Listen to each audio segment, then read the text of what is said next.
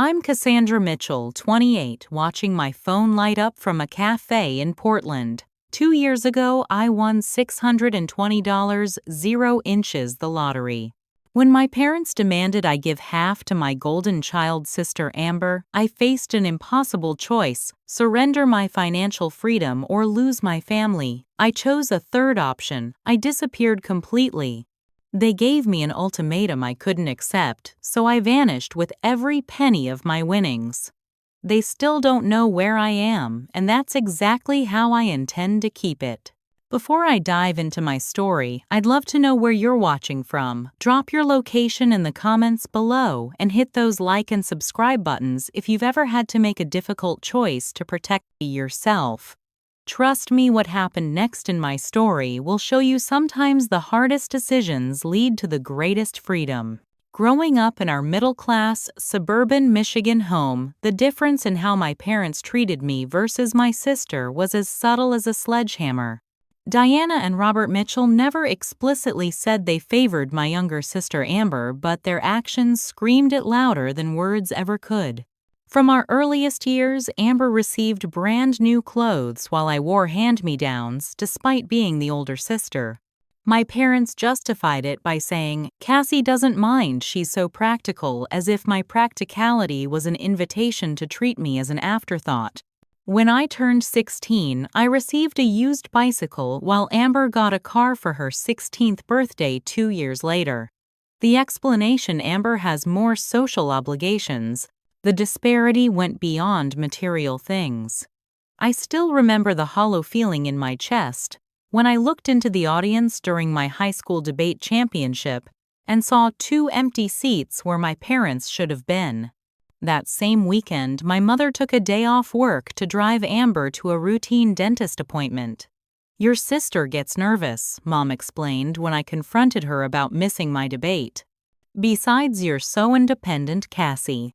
My academic achievements honor roll every semester National Merit Scholarship finalist received perfunctory congratulations. Meanwhile, Amber bringing home a B- was cause for celebration and dinner at our favorite restaurant. "School is harder for your sister," Dad would say. "You should be proud of her for trying." When it came time for college, the pattern continued with brutal clarity. I worked 2 jobs: waitressing mornings at a local diner and clerking evenings at a convenience store to put myself through community college. Meanwhile, my parents drained their savings and took out loans to send Amber to an expensive private university where she changed majors 3 times before settling on communications. "Your sister needs the college experience," my mother explained when I asked why they wouldn't help with my tuition. "You're already so responsible with money." It's a blessing, really. The summer I turned 20, my appendix ruptured. I called my parents from the emergency room, sweating and delirious with pain. "We'll be there as soon as Amber's dance recital is over," my father promised. I went into surgery alone.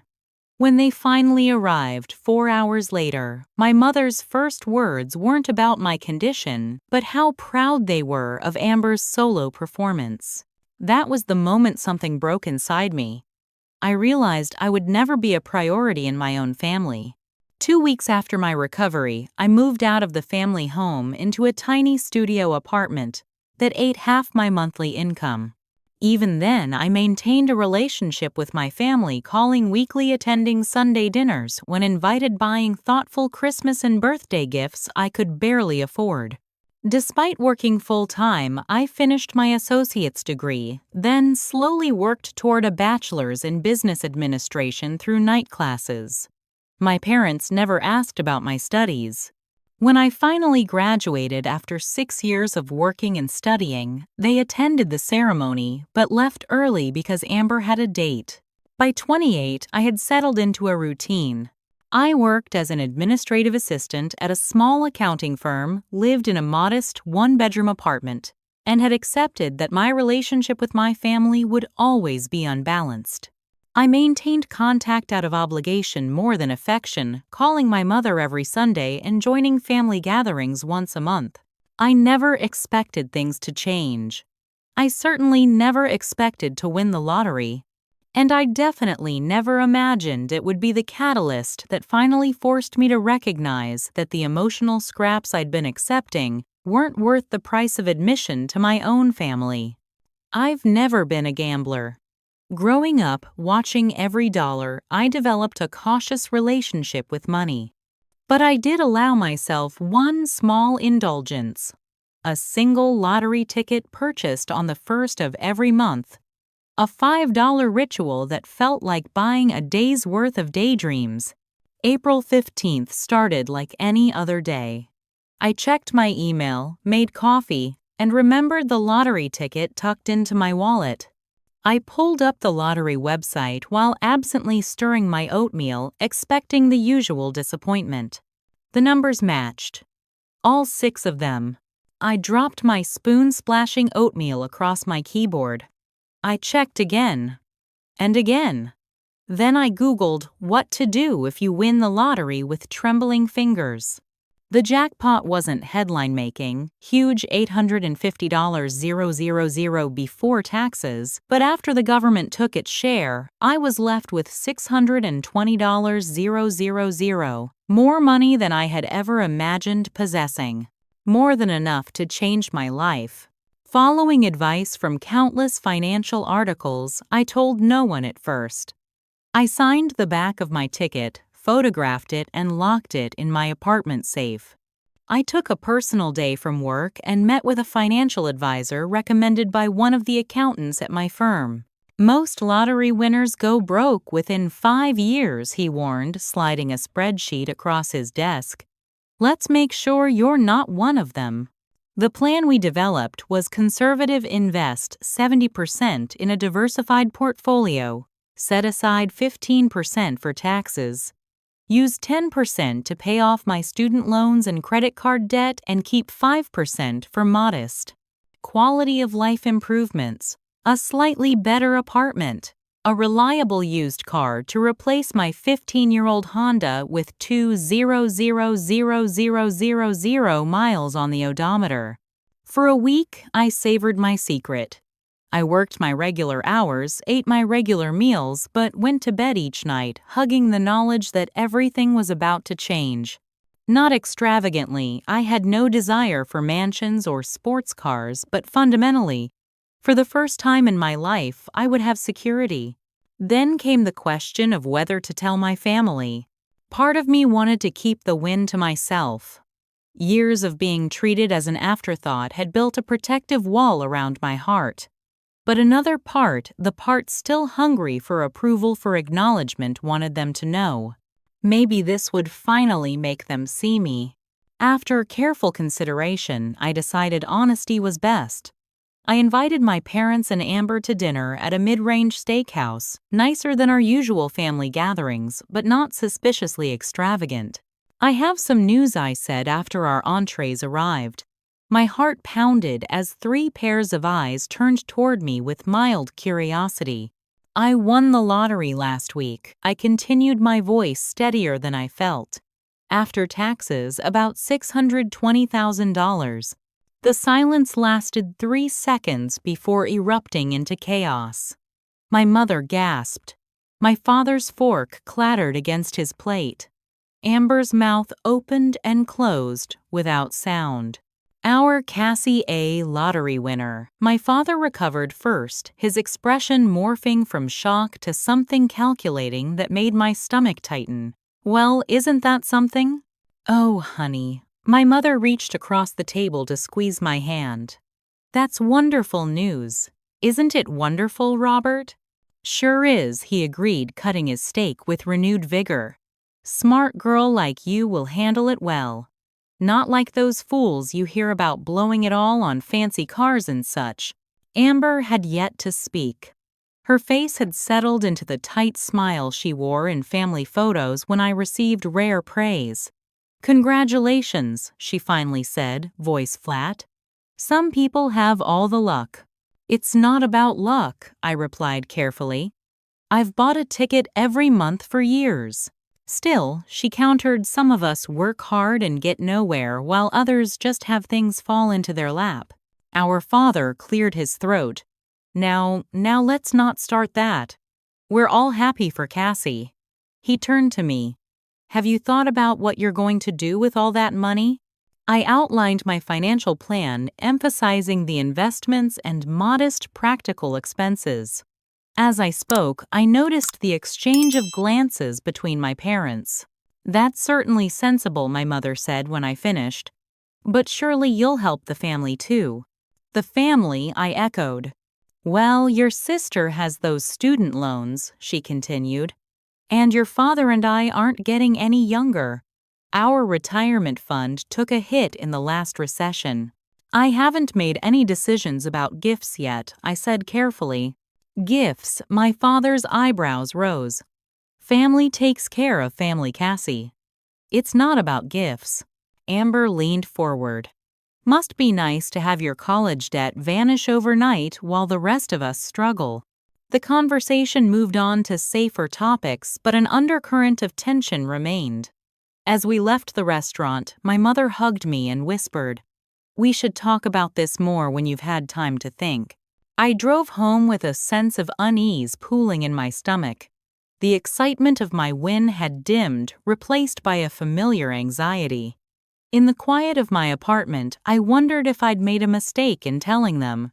Their reactions confirmed my worst fears. They didn't see my winnings as my good fortune, but as a family resource. That night, I couldn't sleep. I stared at my ceiling, mentally revising my investment plan, calculating how much I could spare for family gifts without compromising my financial security. Maybe a one-time gift of $10,000 each, but even as I considered it, I knew it wouldn't be enough. Not for them. My phone buzzed with a text from Amber. Must be nice to have all your problems solved, while some of us actually work for a living. I turned off my phone and finally drifted into an uneasy sleep. The call came exactly 1 week after the restaurant dinner. My mother's voice had that artificial brightness that always preceded unwelcome news. "Honey, your father and I were hoping you could come over for dinner tonight. There's something important we'd like to discuss." The dread I felt should have been warning enough, but years of conditioning to seek parental approval overrode my instincts. 6 hours later, I found myself sitting in my childhood dining room, an untouched plate of pot roast in front of me, facing what felt like a tribunal. My parents sat side by side across from me with Amber next to them, 3 against 1. The family pictures on the wall behind them seemed to watch with judgment as my father cleared his throat. "Cassie, we've been giving a lot of thought to your lottery winnings," he began, using his authoritative vice president voice that brooked no interruption, "and we've come to a decision that we feel is best for the family." My stomach clenched. A decision about my money. My mother placed her hand over my father's. "Now, honey, don't be defensive. We're family. We need to think about what's fair for everyone." Fair, the word felt hollow in my mouth. "Yes, fair," my father continued. "You've always been the responsible one, Cassie. The self-sufficient one. And we're proud of that, truly we are." I noticed he didn't look at me as he spoke, instead focusing on a point just above my head. "But your sister hasn't had the same advantages." I blinked, genuinely confused. "What advantages?" "You've always been more academically inclined," my mother interjected. "Things came easier to you." This revisionist history made my head spin. Nothing had come easily. I'd fought for every accomplishment while watching my parents hand opportunities to Amber on a silver platter. The point is, my father pressed on Amber deserves a fresh start too. She has student loans, and she's been wanting to start her own business. "A boutique," he added, as if this detail might sway me. Amber nodded, speaking for the first time. "It's not fair that you get to have this huge windfall while I'm drowning in debt." My father leaned forward, eyes finally meeting mine. "We think the only fair solution is for you to split the money equally with your sister." The room seemed to tilt. "Split equally." "Yes," my mother confirmed. You give Amber half $310,000 and you keep half. That way, you both benefit. I stared at them, waiting for someone to laugh to reveal this was an elaborate joke. But their expressions remained earnest, expectant, as if they'd just proposed the most reasonable arrangement in the world. That's most of my money, I finally managed. I've already allocated it, investments, retirement, a small emergency fund. You can adjust your plans, my father interrupted. Amber needs this money now. You don't. I've been thinking about a boutique for years, Amber added, her voice taking on the wheedling tone she'd perfected as a child. This is my chance to follow my dreams. Don't you want me to be happy? Of course I want you to be happy, I said automatically. But this money is my financial security. My future. You've always been good with money, my mother said dismissively. You'll make more. Amber needs this boost. I'm sorry, I said, finding my voice. I can't give away half my winnings. I'd be happy to help with some of her student loans, maybe $30,000. 30,000, Amber's face contorted. That's nothing. That won't even cover half my debt. This isn't about loans, my father said, his tone hardening. This is about equality. About being fair. There's nothing fair about taking half my lottery win, I countered, my hands shaking under the table. Amber's eyes welled with tears, her tactical weapon of choice since childhood. You've always been jealous of me. You've always resented me because Mom and Dad love me. Now you have a chance to do something good for once in your life, and you're being selfish.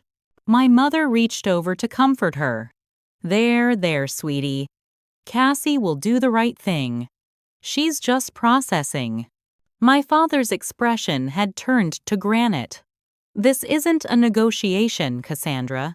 Either you share equally with your sister, or you don't consider yourself part of this family anymore. The ultimatum hung in the air like a thunderclap. I sat frozen, unable to process the magnitude of what he'd just said. Surely you don't mean that, I whispered. I do, he confirmed, jaw set. Family takes care of family. If you can't understand that fundamental principle, then perhaps you don't belong in this one. My mother didn't contradict him. She stroked Amber's hair as my sister continued her performance of wounded innocence. You have until the end of the week to decide, my father concluded, standing to signal the end of discussion. I'll text you our lawyer's information for the transfer. I drove home in a fog, my father's ultimatum echoing in my mind. The casual cruelty of it, the absolute certainty that I would comply, left me breathless with pain. In 28 years, I had never felt so betrayed, so utterly dispensable. I spent that night curled on my bathroom floor, alternating between sobbing and staring numbly at the ceiling tiles. The pain was physical, a tight band around my chest that made each breath a conscious effort. How could they do this to me? How could they dismiss my entire future so casually? At 3 a.m., desperate for perspective, I called the one person I trusted completely, my best friend, Jessica. They did what her outrage cut through my fog of misery. Cassie, that's not just unfair, it's financial abuse. But maybe they're right, I whispered, hating how small my voice sounded. Maybe I am being selfish. Stop it, Jessica snapped. Would you expect half of Amber's money if she'd won? Would they have asked her to give you half? We both knew the answer. In the parallel universe where Amber won the lottery, my parents would have celebrated her good fortune without a single thought about equality. They're manipulating you, Jessica continued, just like they always have. This is your money, Cassie. Your chance to build security after years of struggling while they bankrolled your sister's every whim. As dawn broke, I made coffee and opened my laptop. I spent hours researching family estrangement, financial abuse, and toxic family dynamics. Story after story echoed my own: the scapegoat child, the golden child, the parents who enabled and enforced the imbalance. I took a personality quiz that identified me as a chronic people pleaser with boundary issues. I wrote lists of pros and cons. I calculated different scenarios, giving Amber nothing, giving her $30 $000, $50 $00, $100 $0000. I imagined my life in each scenario, including the one where I gave her half, and destroyed my financial future to maintain a relationship with people who saw me as nothing more than a resource to be tapped. My phone buzzed constantly. Text messages from my mother. Your father is very upset. Please be reasonable. From my father, I'm disappointed in your selfishness. We raised you better. From Amber, I always knew you hated me. Thanks for proving it. Around noon, I answered one of Amber's calls, hoping against hope for some sister-to-sister understanding. So have you made the right decision yet? She demanded without preamble. Amber, try to understand my position, I pleaded. This money is my chance to finally have security. Oh, please, she interrupted. You've always been the responsible one, right? Mom and Dad's perfect daughter who never needed anything. Well, now I need something, and you're showing your true colors. I've never been the perfect daughter, I said quietly. I've just been the one they didn't help. Here we go with the poor me routine, she scoffed. You're so pathetic. I have actual problems, real debt, a business plan that needs funding. You're just sitting on a pile of money you did nothing to earn. Nothing except buy the ticket, you mean. One lucky ticket. Big achievement, she sneered. God, you disgust me. You've always been jealous of me, and now you're using this windfall to punish me. That's not true. Save it. Just know that if you don't transfer the money by Friday, we're done. And Mom and Dad are done with you too. Think about that while you're counting your precious dollars. After she hung up, I sat in silence, her words replaying in my head. The venom in her voice, the absolute entitlement, it was like a veil had been lifted. This wasn't about fairness. It was about control. It always had been. My father's text came an hour later. Your mother is crying. I hope you're proud of yourself. You have until Friday at noon to transfer $310,000 to the account I sent you. After that, don't bother coming home again. Something inside me, something that had been bending my entire life, finally snapped clean. The guilt vanished, replaced by a cold clarity I had never experienced before. They didn't love me. They had never loved me, not really. I was useful to them, the responsible one, who needed nothing, who asked for nothing, who accepted scraps of attention with pathetic gratitude. And now that I had something they wanted, they didn't even bother to ask nicely. They demanded, threatened, manipulated. I picked up my phone and texted Jessica, I need to disappear.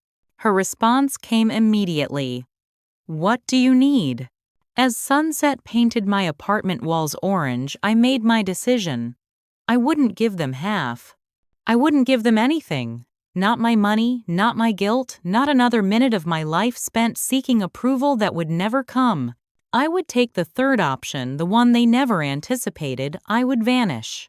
Planning a disappearance requires a methodical mind. Fortunately, years of self-reliance had made me nothing if not organized. I gave myself 2 weeks enough time to arrange everything without arousing suspicion, but not so long that I might weaken and capitulate. My first step was securing my money. I met with my financial advisor explaining that family complications necessitated additional privacy measures. I moved my accounts to a different bank with branches nationwide, created a new email address for financial communications, and set up two-factor authentication on everything. It's not uncommon for lottery winners to face pressure from family, he assured me. These precautions are sensible. Next came researching potential new homes. I needed somewhere far from Michigan, large enough to disappear in with a decent job market, for someone with administrative and basic accounting skills. After comparing cost of living, climate, and distance, I settled on Portland, Oregon, almost 2,500 miles from my family and everyone who knew me. At work, I gave 2 weeks' notice, explaining I'd received an unexpected inheritance from a great aunt and planned to relocate. My boss was disappointed, but understanding, providing an excellent reference letter I might need in my new life. I sold most of my furniture through online marketplaces, telling buyers I was moving into a furnished apartment. I donated clothes. I rarely wore shredded old documents and packed only what would fit in my car clothes, a few cherished books, my laptop, and important papers. The digital aspects of disappearing proved most challenging. I created a new email account, purchased a new phone with a new number, and deleted my modest social media presence. I opened a post office box in Portland where my remaining mail could be forwarded. "Aren't you being a bit dramatic?" Jessica asked as she helped me pack. "Couldn't you just refuse and deal with the fallout?" "You don't understand," I explained carefully, wrapping a framed photo of the two of us in bubble wrap, one of the few sentimental items I was taking. "This isn't just about the money anymore. It's about recognizing that nothing will ever change. If I stay and fight, they'll find other ways to punish me, to make me pay for defying them. They'll never respect my boundaries because they don't believe I deserve to have any." The Friday deadline approached like an oncoming train. My parents' messages increased in frequency and hostility. My father's final text came Thursday night. "Your silence speaks volumes about your character. I expected better from you. Last chance noon tomorrow." I didn't respond. That night, I took a final walk through my neighborhood. The spring air carried the scent of new growth as I passed the park where I'd spent countless lunch breaks, the coffee shop where I'd written most of my college papers, the grocery store where the cashiers knew me by name. A strange sadness settled over me, not for the family I was leaving, but for this life I'd built entirely on my own. This quiet existence that had never felt quite enough until I realized it was more authentic than anything in my family. Home. I woke before dawn on Friday, loaded the last boxes into my car, and left my keys with the building manager. By 7 a.m., I was on the interstate, headed west as the sun rose behind me. I imagined my father checking his phone at noon, his face darkening with anger as he realized no money had been transferred. I imagined my mother's theatrical disappointment, Amber's self-righteous rage. For the first time, their reactions weren't my problem. The drive to Portland took 4 days.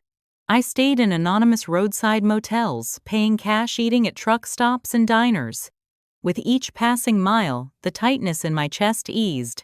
I listened to audiobooks I'd always meant to enjoy, rolled down the windows in Nebraska, to feel the prairie wind, and pulled over in Wyoming, to watch the sunset paint mountains I'd never seen before. When I finally crossed into Oregon, tears streamed down my face, not of sadness, but of relief, of freedom. Portland welcomed me with misty rain and green that seemed to emanate from every surface. My extended stay hotel room was small but clean, a temporary landing place while I established my new life. Standing at the window, watching the unfamiliar city bustle below, I felt something I hadn't experienced in years: possibility. I was no longer Cassie Mitchell, the overlooked daughter, the family ATM. I was whoever I wanted to be. My extended stay hotel room became my base of operations for rebuilding my life from scratch. The first week, I focused on practical matters, opening a local bank account, obtaining an Oregon driver's license, and setting up my new phone service. I was careful to use my legal name on official documents while beginning to introduce myself to new acquaintances as Alex, a nickname I'd privately wanted since childhood but that my family had ignored. Job hunting came next. My experience at the accounting firm proved valuable. Within 3 weeks, I'd secured a position as an administrative coordinator at a local marketing agency. The salary wasn't impressive, but combined with my careful investment income, it provided more than enough to live comfortably while maintaining a low profile. "We're impressed with your organizational skills," my new boss said during orientation. "It's like you've had to manage complicated situations before." If only she knew. By the second month, I'd found a modest one-bedroom apartment in a quiet neighborhood in southeast Portland. The building was older but well-maintained, with bay windows and hardwood floors that creaked pleasantly underfoot. For the first time, I furnished a space entirely to my taste, simple, comfortable pieces and colors. I loved artwork that spoke to me rather than matched a prescribed aesthetic. I met my first Portland friend by accident. Taylor lived across the hall, a graphic designer with purple hair and a Boston Terrier named Pickles, who escaped into the hallway one evening as I was returning from work. Trader Taylor accused the dog affectionately as I helped corner him. "Thanks for the assist." "I'm Taylor, apartment 4C. Alex 4B. I replied the name, feeling more natural each time I used it. "New to the building. And the city, actually." "Fresh start," Taylor asked with the casual directness I'd come to associate with Portlanders. "Something like that."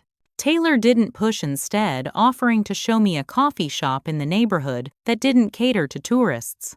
That coffee led to a farmer's market the following weekend, which led to trivia nights at a local pub, which led to a small but growing circle of acquaintances who knew nothing about my past, my family, or my lottery win.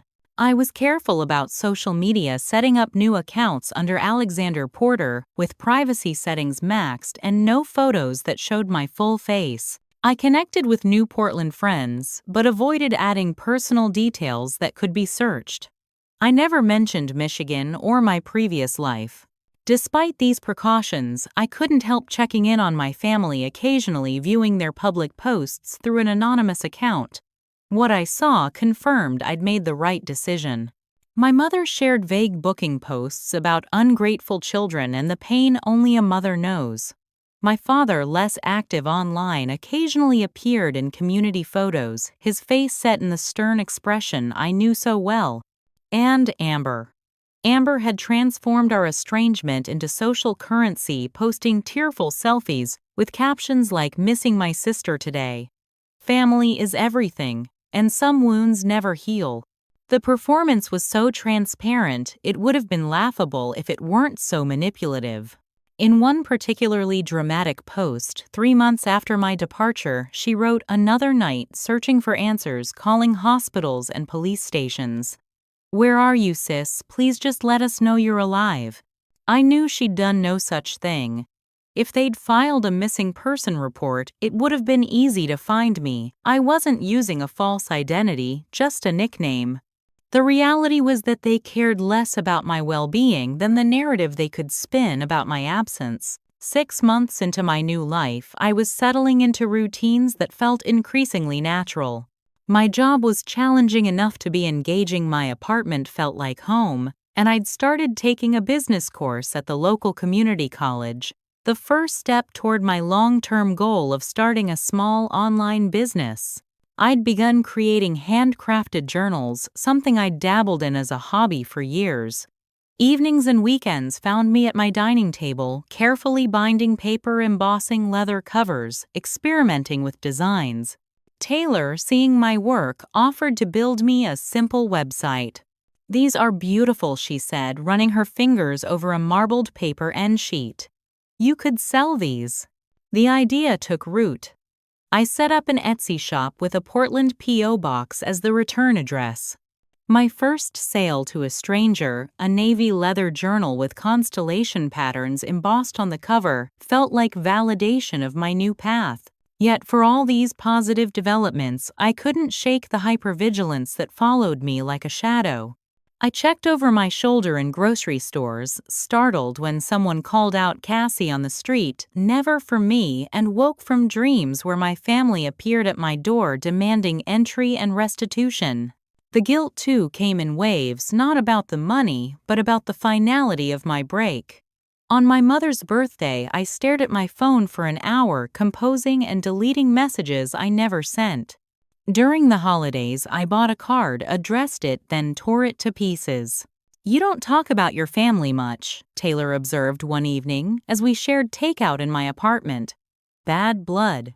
I hesitated, then offered a partial truth. They wanted me to be someone I couldn't be. It was easier to start fresh. Taylor nodded, accepting this without pressing. Family is who you choose, they said simply. Sometimes the ones you're born to aren't the ones you belong with.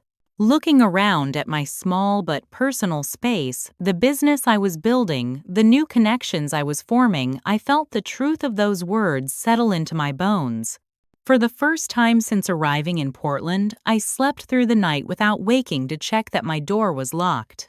1 year after my disappearance, my new life had taken root. My online journal business had grown enough that I'd reduced my hours at the marketing agency to part-time. I'd made genuine friends, Taylor, of course, plus Morgan from my business class, and Kai from the local bookstore where I frequently worked. I'd even gone on a few dates, though I remained cautious about sharing my past. Then came the email that shattered my carefully constructed piece. From jessica.martin@email.com, subject urgent. They're looking for you. Cassie. I don't know if you still check this email, but I had to warn you. Amber approached me last week. She offered me $5,000 for information about where you are. I told her I hadn't heard from you, but she didn't believe me. Your parents have hired a private investigator. They're serious about finding you. I don't know what they want, but it can't be good after all this time. I swear I didn't tell them anything intentionally, but after Amber left, I realized I might have mentioned something about you heading west when we had drinks. I'm so sorry if I put you at risk. Please be careful. Miss you, Jess. My hands trembled so badly I had to set my phone down. The familiar panic roared back, the tightness in my chest, the shortness of breath, the cold sweat breaking across my forehead. They were looking for me. Actively, aggressively looking for me. I paced my apartment, Jessica's words echoing in my head. Heading west. It was vague, but it narrowed the search area considerably. The western United States wasn't small, but it was smaller than the entire country. I forced myself to breathe deeply, to think strategically. I needed more information. I called Jessica using a temporary number app. Cassie, she answered on the first ring. Oh my God, is it really you? Where are you? Are you okay? I'm fine, I said, my voice steadier than I felt. Tell me everything about Amber's visit. Don't leave anything out. Jessica described how Amber had shown up at her workplace, all sugary smiles and fake concern. She said the family was worried, sick that they just wanted to know you were safe. Then she offered me money if I could tell her where you'd gone. What exactly did you tell her? Jessica hesitated. I really did refuse the money, Cassie. I would never sell you out like that. I believe you. But what did you say? We were having drinks. She kept ordering rounds, getting all emotional about missing you. I think I said something like, she always talked about moving to the West Coast or something. I'm so sorry. Did you mention any specific states or cities? No, nothing specific. Just West. That was something at least, but not enough to ease my fear. Has she contacted you since? No, but your dad called 2 days later. He said they'd hired someone to find you a professional. He tried to make it sound like they were worried about your safety, but Cassie, he was angry. I could hear it under the concern. Of course he was angry. I had defied him, rejected his authority, kept what he believed belonged to the family.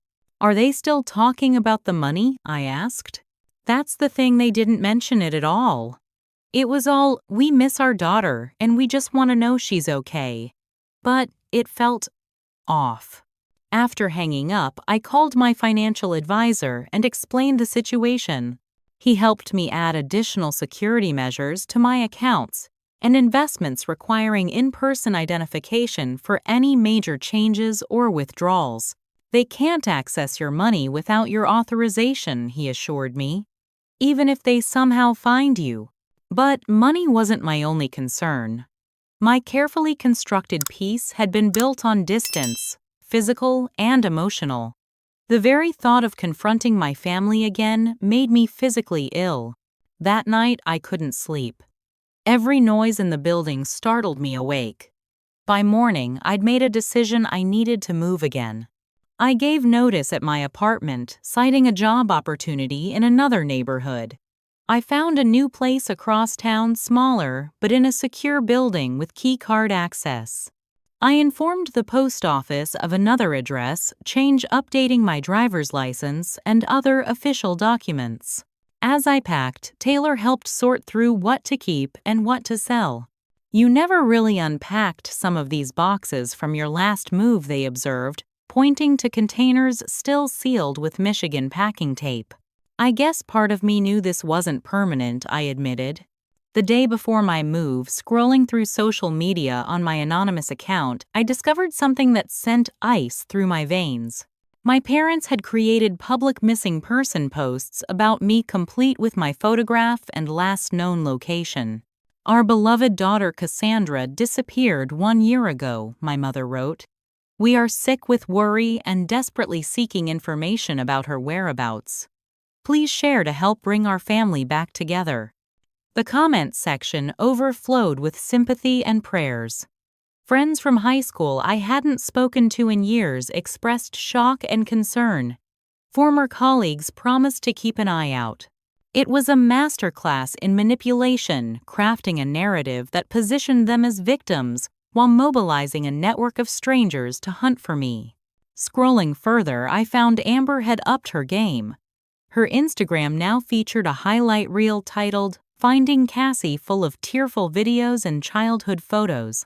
My sister vanished after winning the lottery, she claimed in one post. We fear someone may have taken advantage of her. Please, if you have any information, contact us.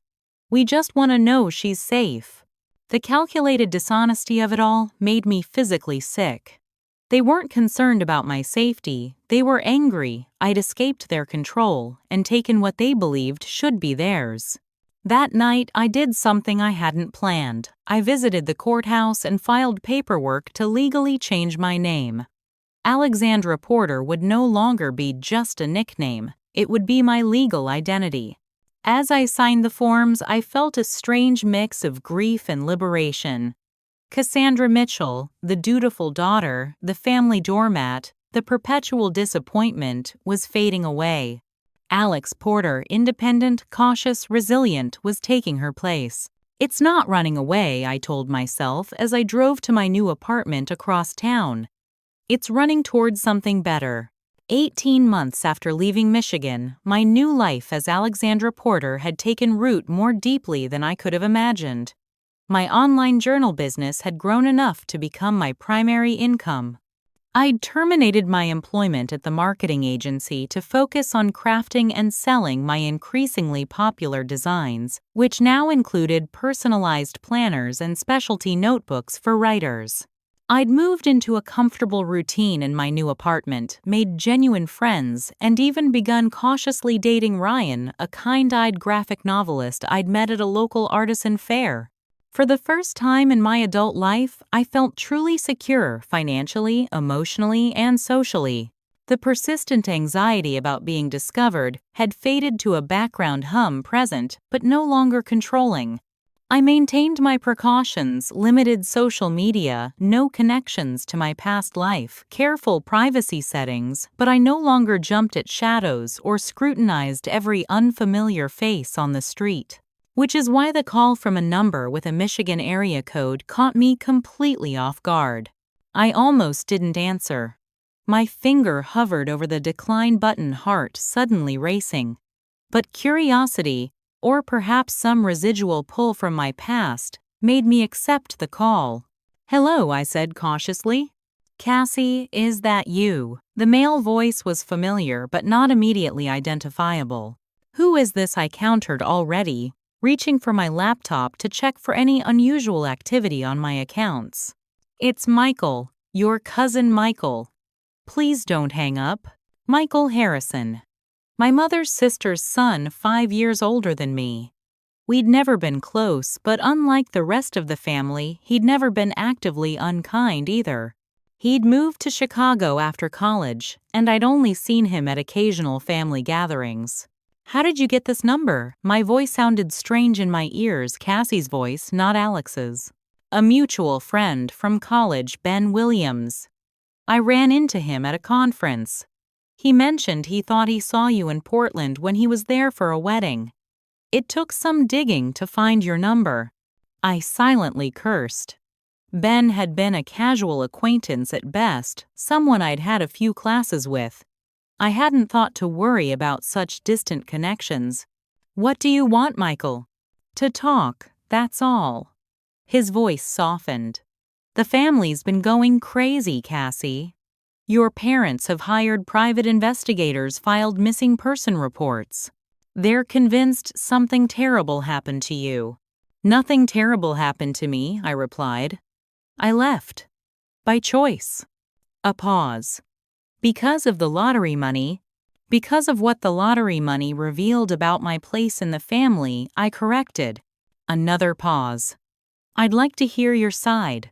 Could we meet somewhere? I'm in Portland for a business trip next week. Every instinct screamed danger. But another part of me, the part that still occasionally composed letters to my mother before deleting them, wanted to be heard. Wanted someone from my old life to understand why I'd left. I'll think about it, I said finally. Text me when you're in town. Against my better judgment, I agreed to meet Michael at a busy coffee shop downtown, far from my apartment and studio. I arrived early, selecting a table with a clear view of both entrances and the street outside. I'd told Ryan where I was going and asked him to call me with a fictional emergency if I texted him a specific phrase. Michael hadn't changed much, still tall and lanky with our grandmother's prominent nose and kind eyes. He spotted me immediately, despite my now shorter, differently styled hair. Cassie, he said, voice thick with emotion. You look good. It's Alex now, I corrected. Alexandra Porter. He blinked, then nodded, accepting this information without comment. May I? He asked, gesturing to the chair across from me. Our conversation started awkwardly but gradually eased into something almost comfortable. Michael didn't immediately press about my disappearance, instead updating me on his life, his recent promotion, his engagement to a pediatrician named Damon, their plans to buy a house in Chicago's northern suburbs. Eventually, though, he steered the conversation toward what had happened. Your parents are telling everyone you had a mental breakdown after winning the lottery, he said bluntly. That you became paranoid and ran away. And you believe that? I asked. I didn't know what to believe. That's why I wanted to talk to you. So I told him. Everything, the years of being the less favored child, the demanded money, the ultimatum. As I spoke, his expression shifted from skepticism to shock to what looked like genuine remorse. I had no idea it was that bad, he admitted when I finished. I mean, I knew Amber was the favorite, but the extent of it.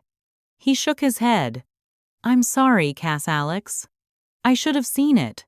You weren't around much, I said, surprising myself with the absolution. It's not your responsibility. He reached across the table, briefly touching my hand. For what it's worth, I think you made the right choice. I wouldn't give them the money either. That simple validation from a family member, the first I'd ever received, nearly undid me. For a moment, I couldn't speak around the lump in my throat. Thank you, I managed finally. We talked for another hour. I cautiously shared some details about my new life, my business, my apartment, even Ryan. Michael promised to keep my secrets, expressing genuine happiness at my fresh start. When we parted, he hugged me. Take care of yourself, Alex, he said. I won't tell them anything, I promise. I believed him. That was my mistake. 3 weeks later, I returned from delivering a custom order to find a familiar car parked outside my apartment building. Michigan plates. My father's silver Audi sedan. Panic froze me in place. How had they found me? Then I remembered Michael. Michael, who had seemed so understanding, so supportive. Michael, who had promised secrecy. I called Ryan. "They're here," I said without preamble. "My family. At my apartment." "I'm 10 minutes away," he promised. "Don't go in alone." But I knew I couldn't avoid this confrontation. It had been coming since the day I left. Taking a deep breath, I entered the building and rode the elevator to my floor. Outside my door stood my father, mother, and Amber, a tableau from my nightmares.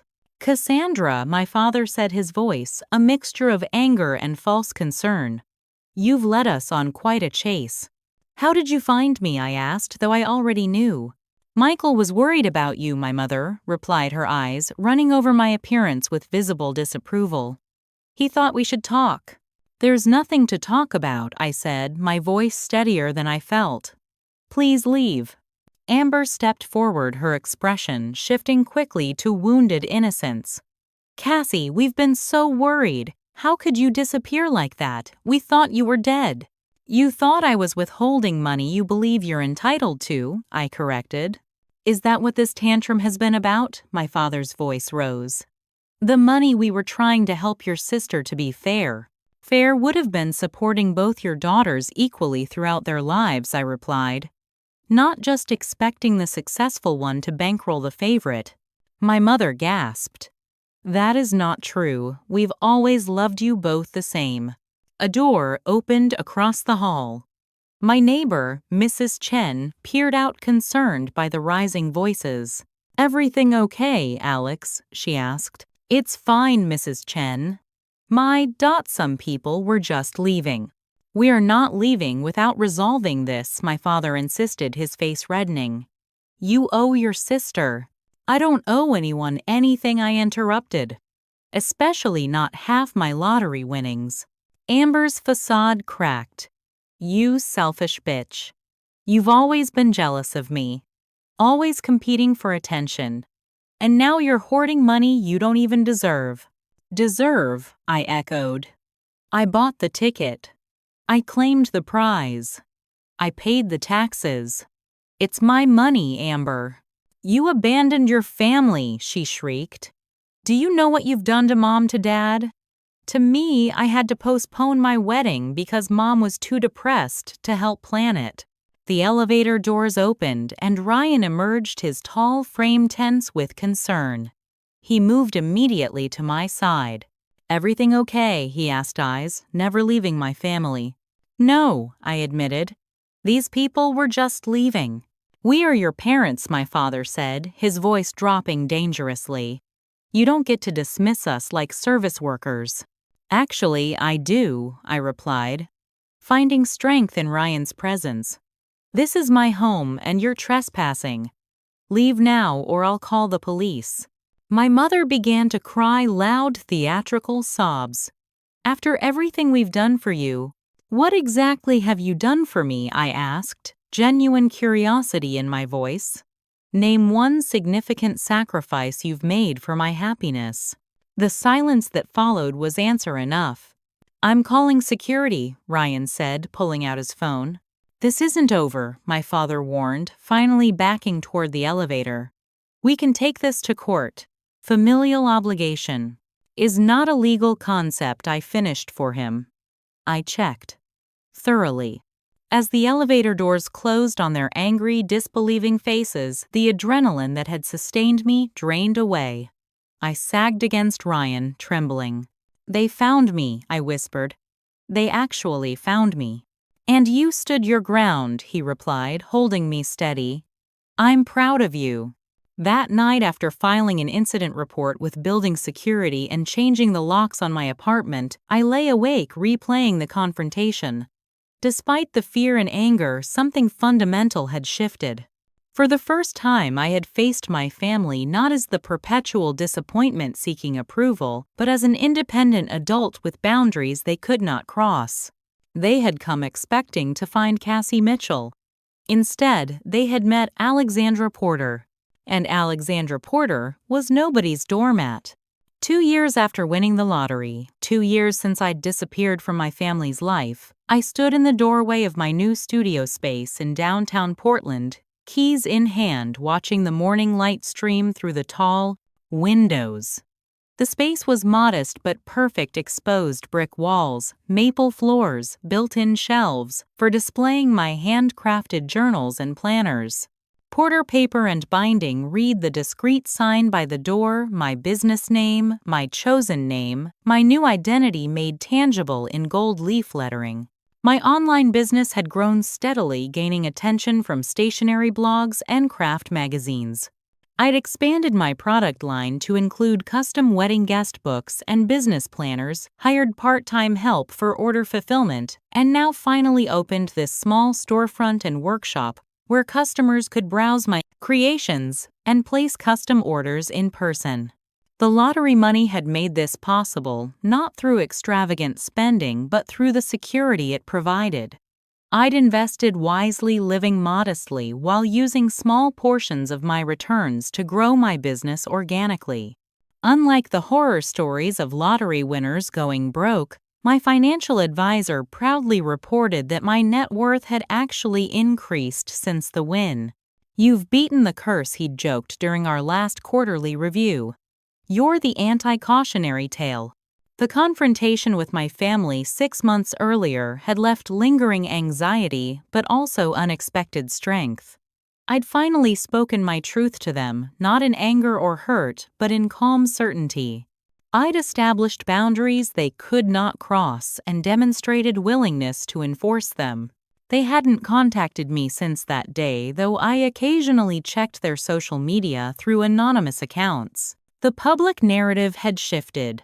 The missing daughter posts had disappeared, replaced by focused attention on Amber's upcoming wedding and my mother's garden club achievements. It was as if they'd decided to erase me rather than acknowledge the truth of what had happened.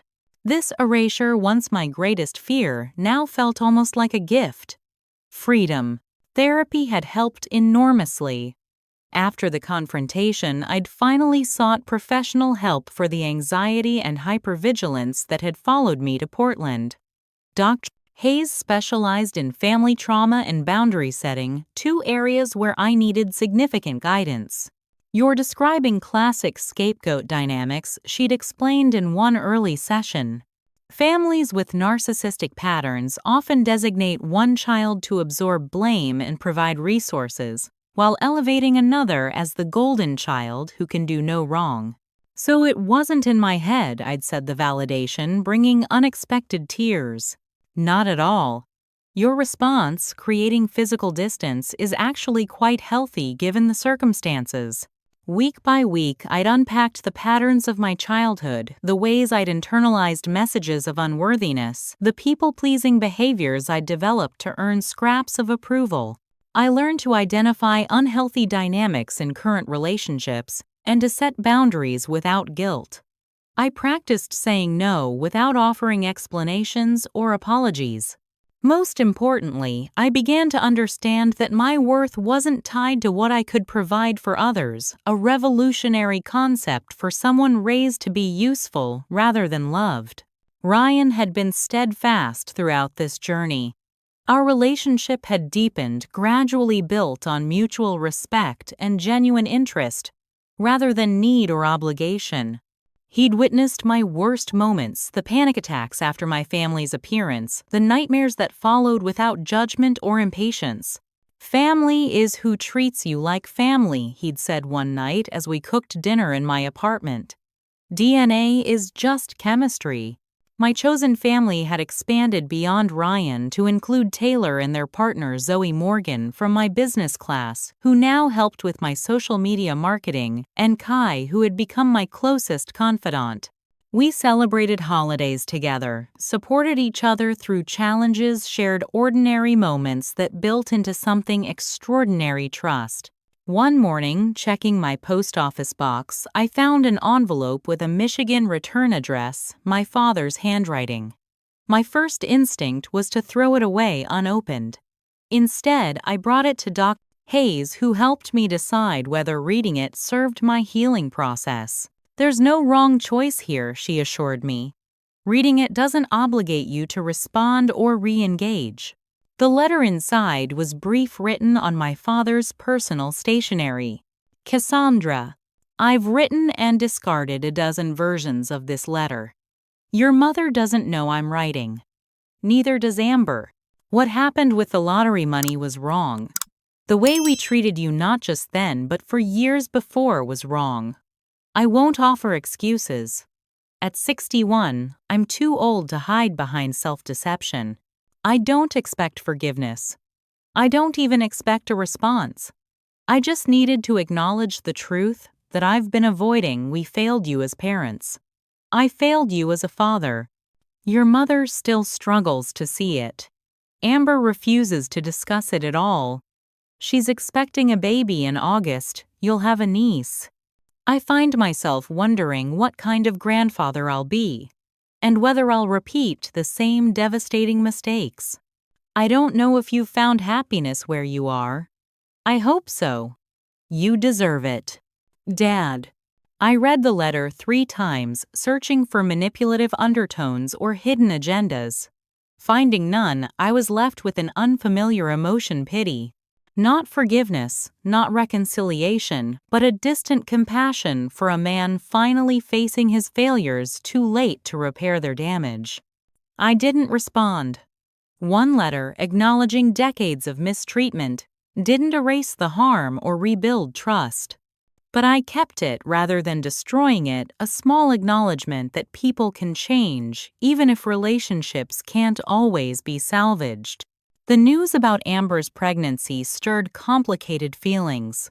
I would have a niece I might never meet who would grow up hearing whatever version of family history suited her mother's narrative.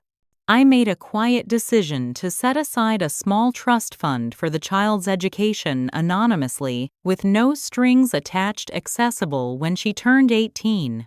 A gift without expectation, the opposite of everything my family had taught me about giving.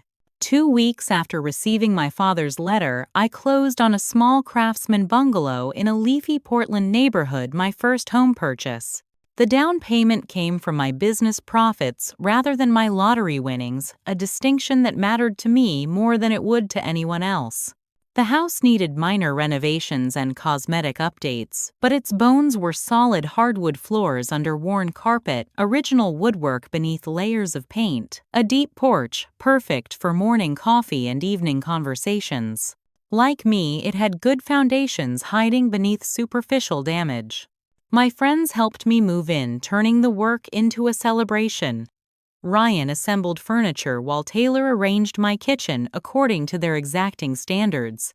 Morgan documented the day for my private social media, capturing moments of laughter and small triumphs over stubborn boxes and misplaced essentials. That evening, after everyone had gone, I sat alone on my new porch swing, watching fireflies blink in the gathering dusk. My phone buzzed with a final text from Ryan: "Proud of you. See you tomorrow." I thought about the journey that had brought me here, not just the physical distance from Michigan to Oregon, but the emotional distance from Cassie to Alex, from fearful to confident, from isolated to connected. 2 years earlier, I'd fled in pain and panic, racing away from a lifetime of conditional love and manipulation. Now I was moving toward something, not just away. Toward authenticity, toward healthy relationships, toward a life built on my own terms. The path hadn't been linear. Healing rarely is. I still had moments of doubt, flashes of the old people-pleasing instincts, occasional nightmares about being found and forced to return. But those moments no longer defined me or directed my choices.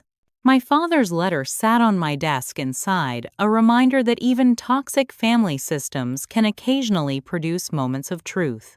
Perhaps someday I might be ready for a carefully bounded reconnection, not with Amber, whose narcissism mirrored our mother's too closely, but possibly with my father, who had at least begun to recognize his role in what had happened. But that decision belonged to a future Alex, one with even stronger boundaries and clearer sight. Present Alex had a business to run, a house to renovate, relationships to nurture, and a self to continue discovering. I closed my eyes, feeling the gentle motion of the porch swing, the cool evening breeze against my skin, the solid foundation beneath my feet. For perhaps the first time in my life, I felt completely present, completely myself. Not defined by my usefulness, not measuring my worth against others' expectations, not bracing for the next disappointment or demand. Just Alex Porter building a life worthy of her courage. Have you ever had to make a difficult choice to protect your peace and happiness? I'd love to hear your stories in the comments. Remember, sometimes walking away isn't giving up, it's recognizing your own value. If this story resonated with you, please like, subscribe, and share it with someone who might need to hear that standing up for yourself isn't selfish, it's necessary. Thank you for joining me on this journey, and may you find the strength to create boundaries that protect your joy.